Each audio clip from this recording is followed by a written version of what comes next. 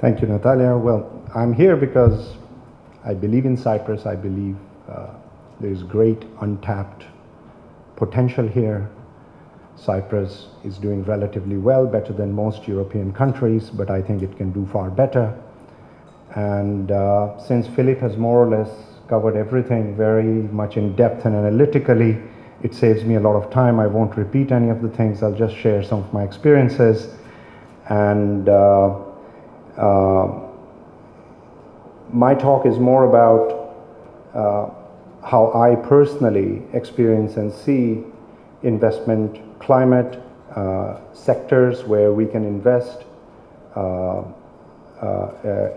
relatively and compared with not only in European Union, but like Natalia said, we just missed each other in Shanghai and in Hong Kong. I was also in Singapore, and I very often compare Cyprus with Singapore in terms of how much potential I see in this country. The theme of my talk is that I see Cyprus as a rough diamond.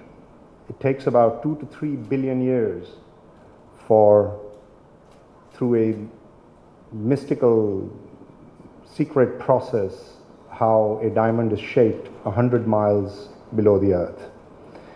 And the interesting thing is that when you get a stone like that, the value of the stone can be anywhere from $1 million to $10 million. And that is how I see Cyprus. I see it as a unique place on earth, a rough diamond. Nature has obviously shaped it over 1 billion, 2 billion years. It's a blessed island. It's a very beautiful land. But we also must understand that the value of the diamond is judged by the 4 C's. And these 4 C's, some of them are natural attributes of a diamond, and the others are, in fact, shaped by us, by people. So the 3 attributes are clarity, color, and caratage. Caratage is the size of diamond. I don't think it is any secret how people have this love for diamonds. And I think if a rough diamond is shaped properly, it increases in value enormously. I have seen rough diamonds. We once bought a stone for it was offered to us for about $7 million. We bought it for 15, twice the asking price. And once it was cut and shaped and all the other smaller stones were created, we sold it in excess of $42 million. That is the kind of value is added to rough stones. But the most important attribute of a diamond is not its color, it's not just its size, it's the cut. This is what the diamantiers say, that the cut of a diamond is most important. I'll come back to this. But in this Cyprus environment, Philip referred to all these things. I believe there are enormous threats that are still present, and we must be very realistic that these threats are real and they are present, and we can be forced to confront with them at any time in the process of our ongoing businesses and certainly in our investment processes. The banking sector in Cyprus, I see it not as a risk, not as a problem, but as a threat to business. There is a global recession risk. Everybody's talking about it every day. Headlines refer to it. It can be ignited by any of the trade wars or any of the other problems. There's this constant threat of Turkish bullying.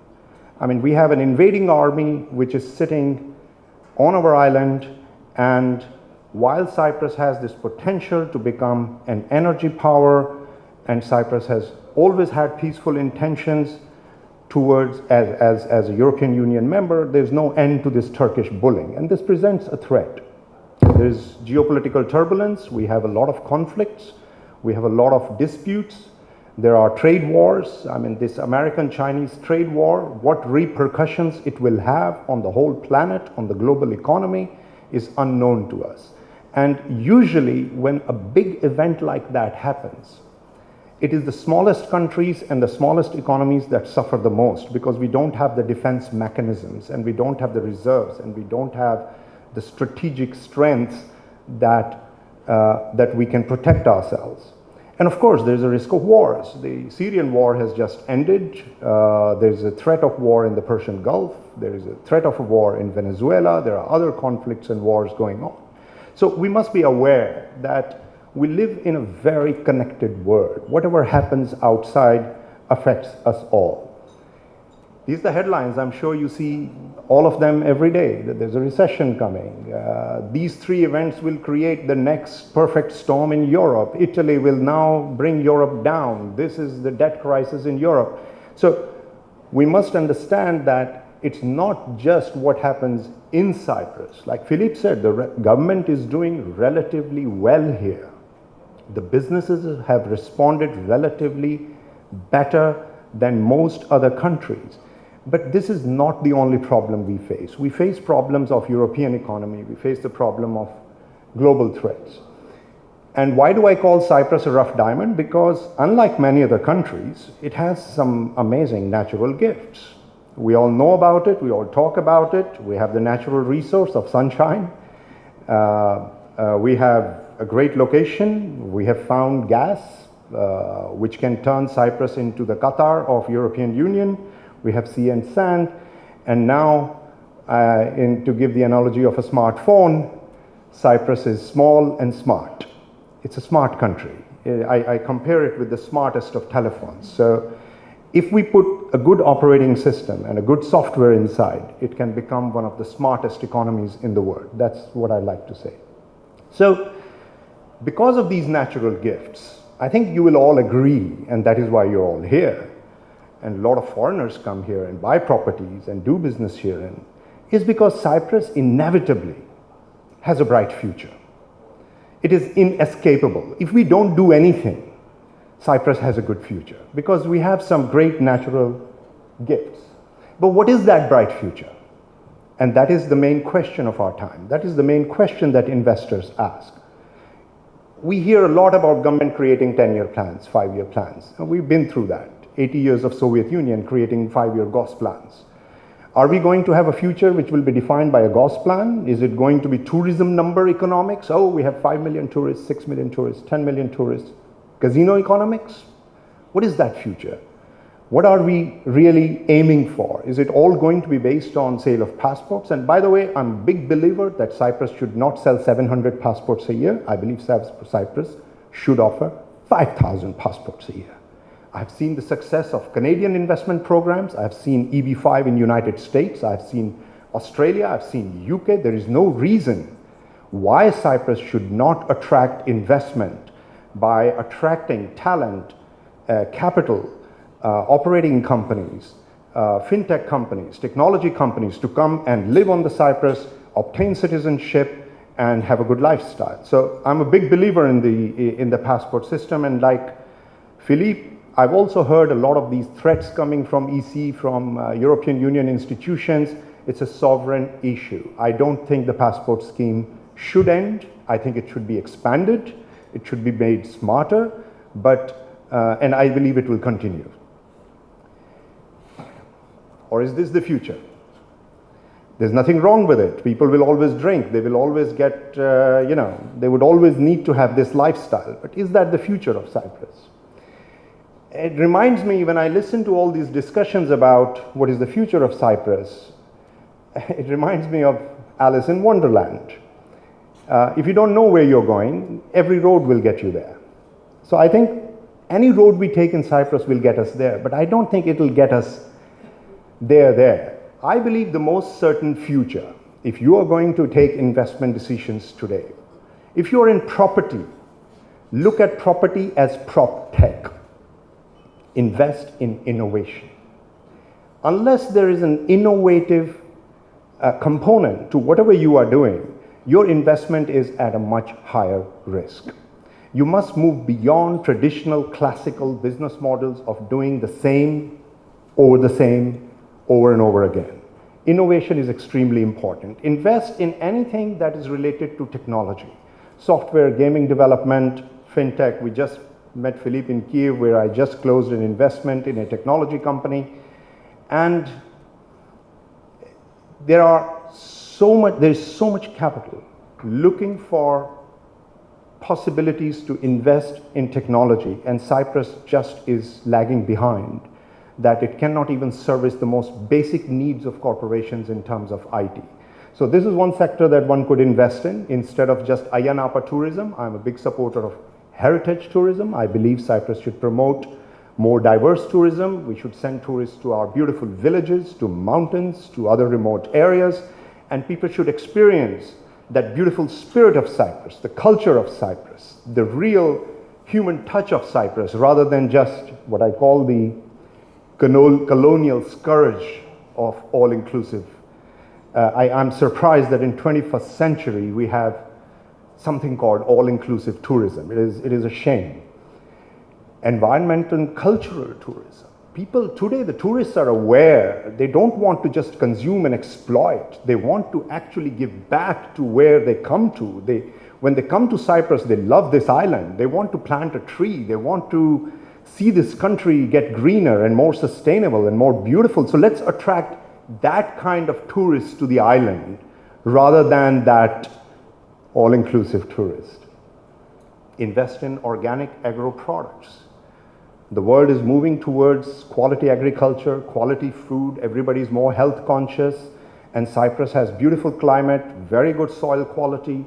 Why not invest in organic agro products, health and wellness lifestyle? And finally, I believe Cyprus, in my lifetime, is going to overtake Monaco and Monte Carlo in being a luxury residential destination. I want to see on this island 200 high-rises that are all luxury and high-end. There should be no hesitation in going towards luxury. Luxury and ecological, sustainable living can live together. It just needs innovation and smart thinking. However, the government needs to be more proactive, and it needs to be like a diamond cutter. This guy turns the 1 million diamond into a 5 million diamond. That is what skills, focus, love, attention for the work that you do achieves.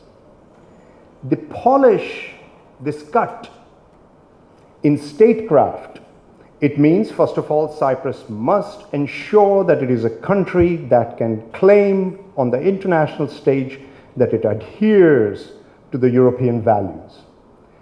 We must uphold the highest ethics in public life, a level playing field, and this is something that is much wanted, a level playing field in Cyprus for foreigners and Greek Cypriots.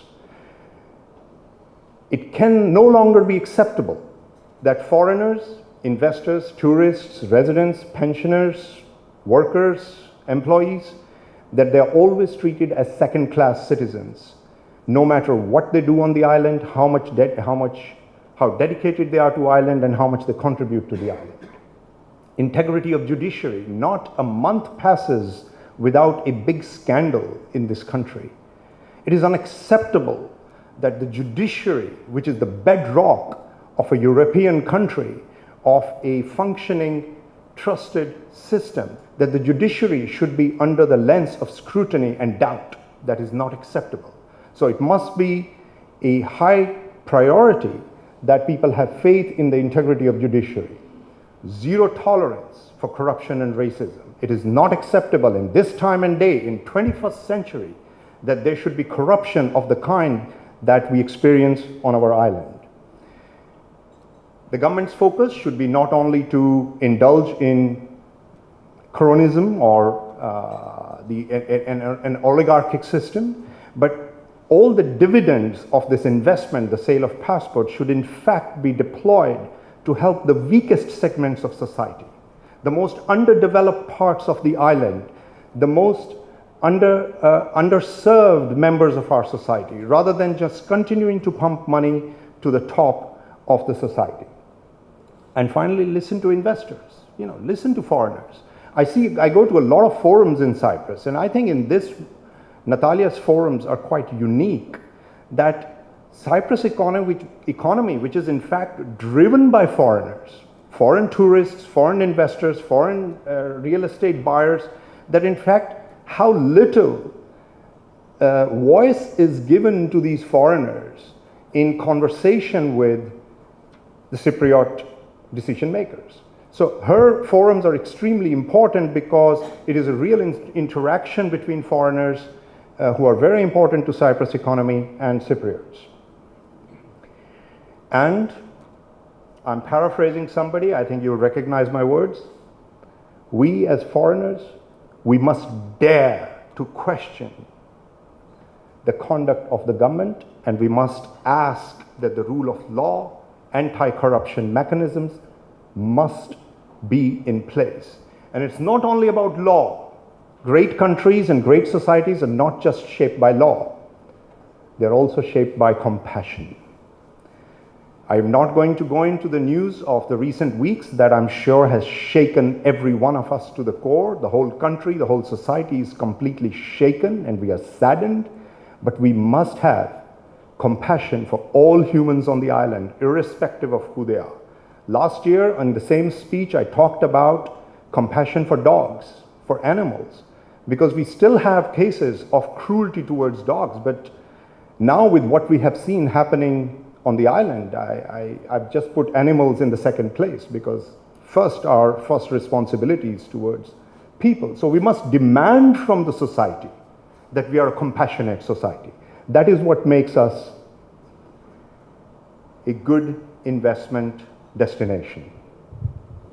So, ladies and gentlemen, I'll just conclude by saying that if we are, as a business community, as a society, if we uphold these values that are extremely important to us, that is justice, equality, humanity, while we seek profits, profit seeking is noble.